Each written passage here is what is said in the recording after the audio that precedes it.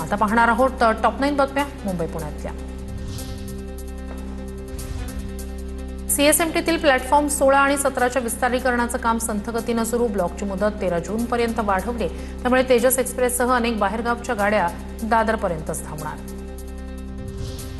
मुंबई आणि ठाण्यात आजही तीव्र उष्णतेची लाट। पुढील काही दिवस उष्णतेची लाट कायम राहणार। हवामान विभागाचा अंदाज। मुंबईसह उपनगरात उष्ण वाऱ्यांमुळे उकाड्यात वाढ। पुण्यातील सारसबाग आज आणि उद्या बंद। पुण्यातील जमावबंदीच्या आदेशामुळे निर्णय। सारसबागेतील गणपती मंदिर मात्र दर्शनासाठी रात्री 10 वाजेपर्यंत सुरूच राहणार। मुंबईच्या सायन कोळीवाड्यात स्वातंत्र्यवीर सावरकर यांच्या जयंतीनिमित्तानं रोजगार मेळाव्याचं आयोजन। कार्यक्रमाला बीएमसी महापौर रितू तावडे आणि आमदार तमिळ सेल्वन यांची उपस्थिती। हिंजवडी शिवाजीनगर मेट्रो जुलै महिन्यात सुरू होण्याची शक्यता। प्रवासी सेवा 15 जूनपासून सुरू करण्याचं नियोजन कागदावरच।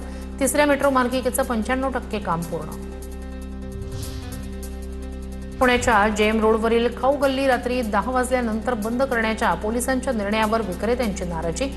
पुणे पोलिसांच्या निर्णयामुळे व्यवसायावर परिणाम होत असल्याचं विक्रेत्यांचं मत। सावित्रीबाई फुले पुणे विद्यापीठाची सेट परीक्षा 26 जुलैला होणार। 2 जून ते 16 जून पर्यंत पात्र उमेदवारांना अर्ज भरता येणार।